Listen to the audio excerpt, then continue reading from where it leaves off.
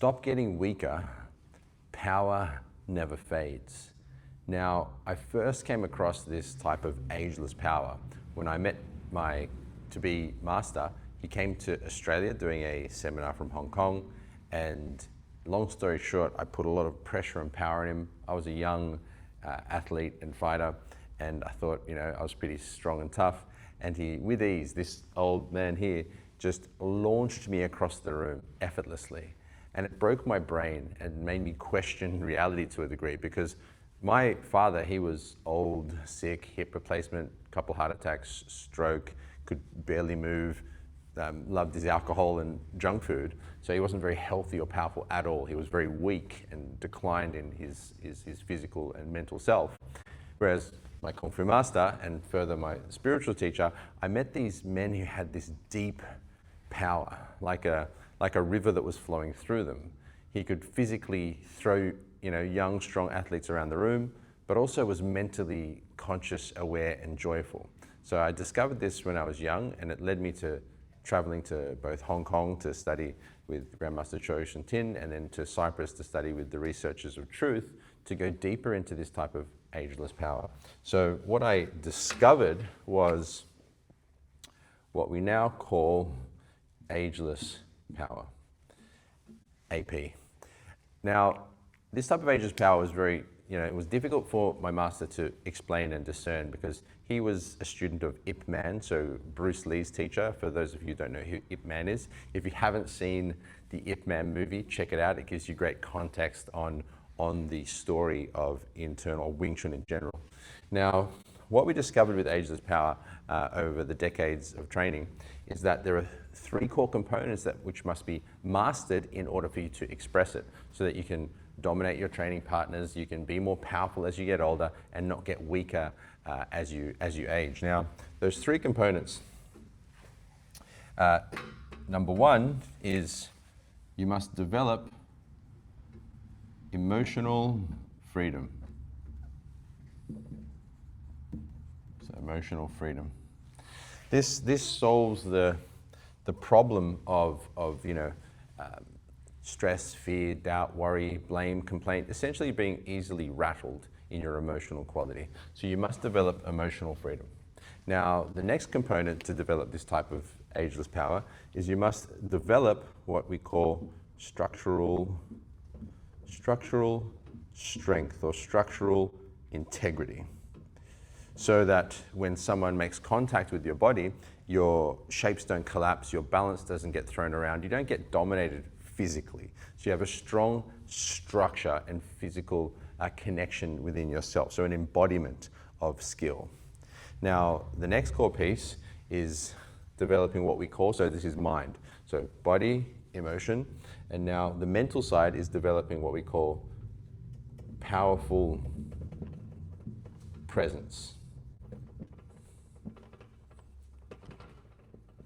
This is where you work with getting the mind in alignment with the higher fields of consciousness itself, so that you are more present, more aware, more mindful, so that you can A, be more aware of what's going on, B, direct your mass and your emotion and energy correctly, and C, just be unified and strong within yourself. So these are the three key areas that need to be worked on: emotional freedom, structural strength, and powerful presence.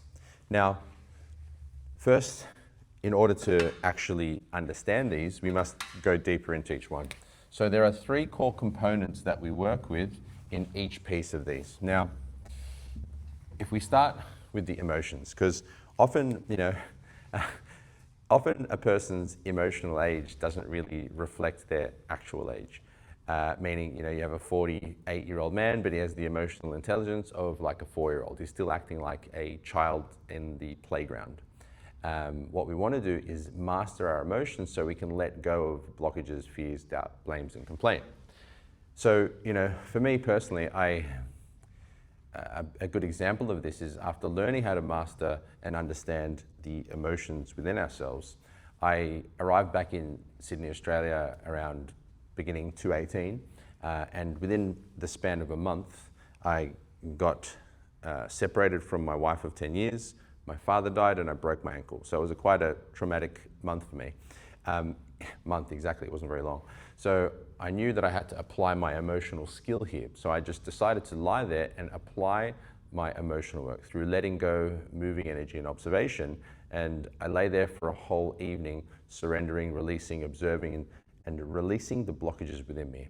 I woke up the next day feeling lighter than ever. And further, that following week, I opened up my current school, which is One Tao, which is now a successful physical school, but also online school as well. So releasing those blocks led to a level of freedom, which I wouldn't have had if I didn't know how.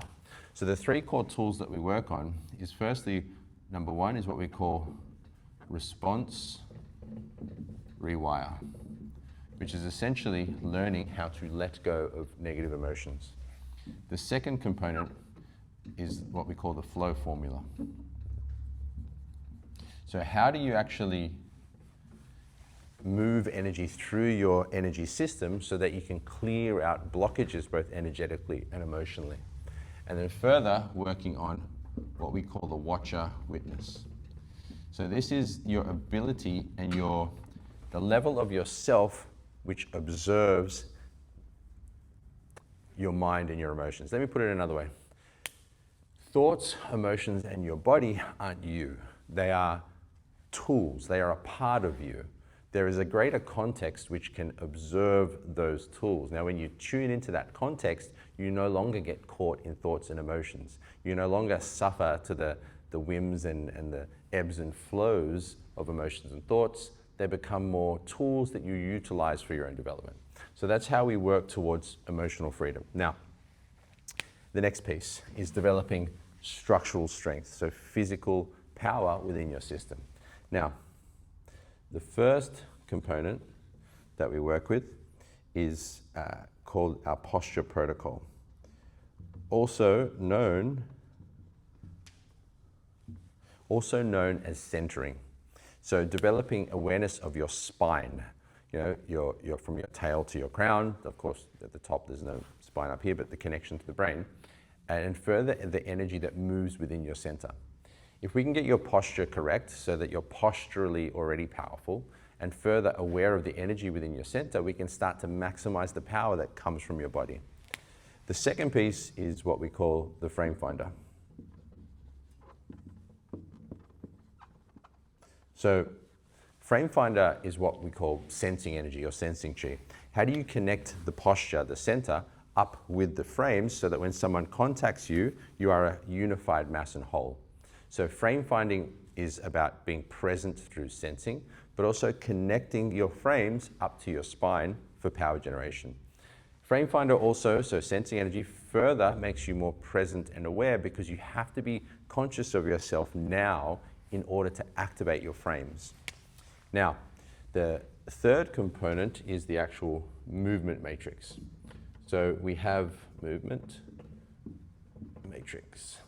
Now we have movement sequences we use to help connect the system up and further bring it into martial context and daily life. So how to walk, how to move, how to open the system, but also how to bring it into fighting as well. So that's the movement matrix. That's the structural strength and the physical power.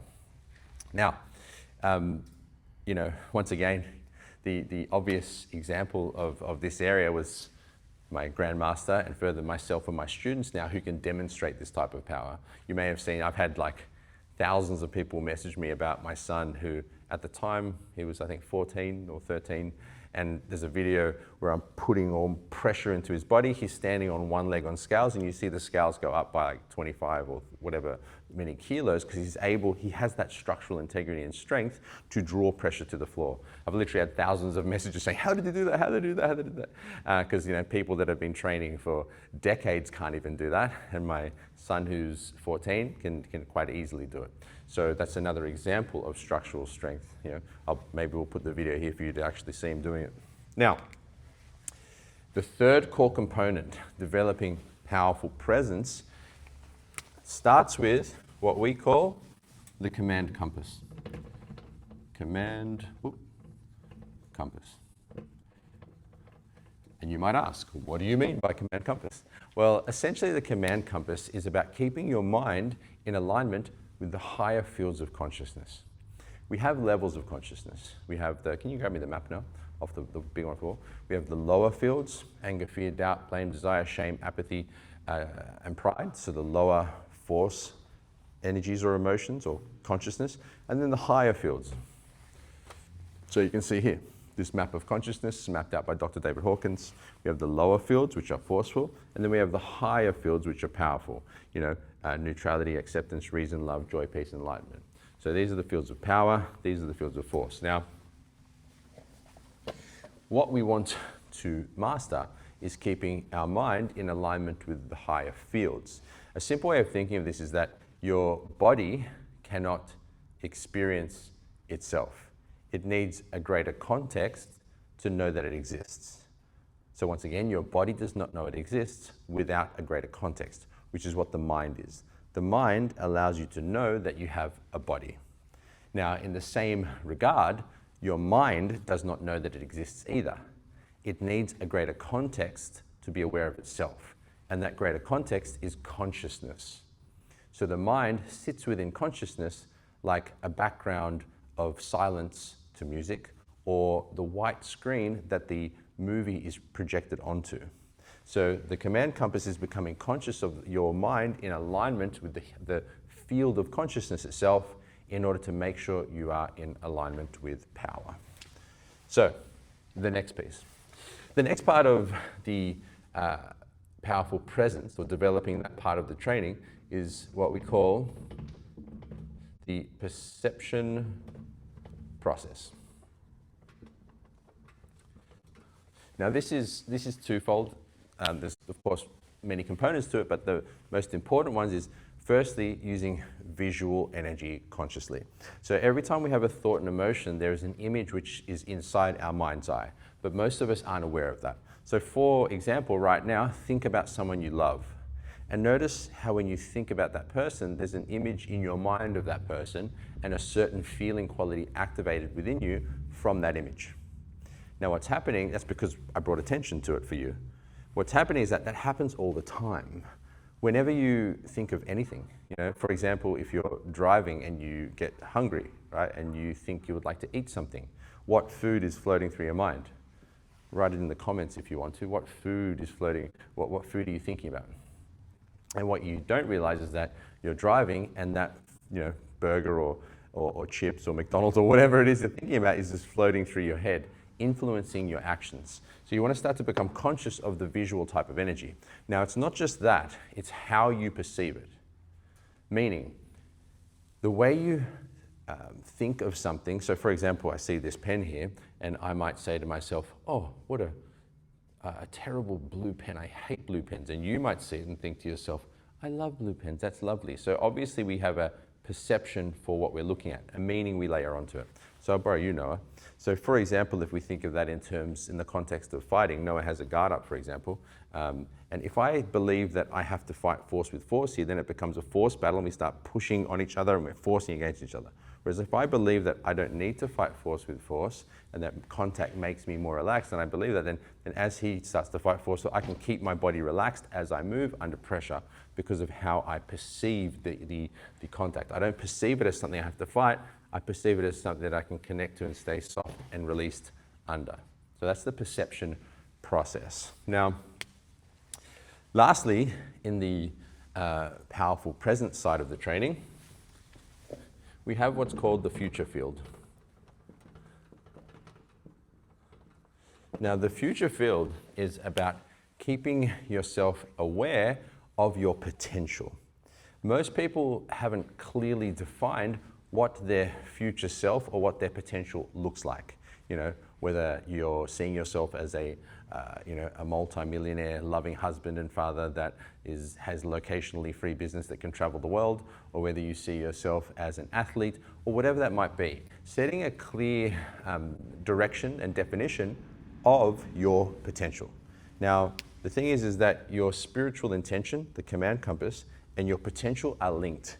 So when you feel that sense of lovingness, freedom, joy, power, courage, or whatever it might be, your spiritual intent, your command compass, that's linked to your potential.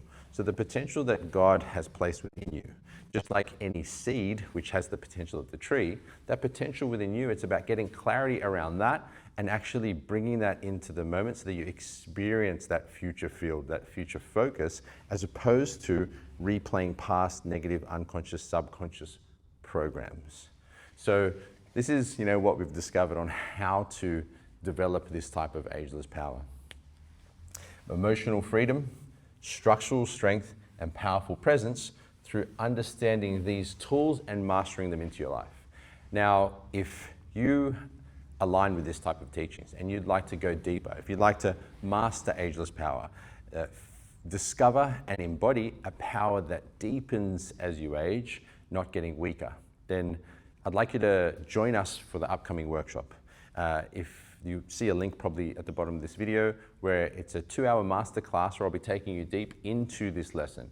I'll be giving you as many tools that I can fit into a 2-hour block to help you get a deep understanding and as much of a transformation as possible from learning about the Ageless Power System. So once again, click the link below, put any questions or comments as well down under this video, and I look forward to seeing you at the masterclass or across socials in our channels. Peace.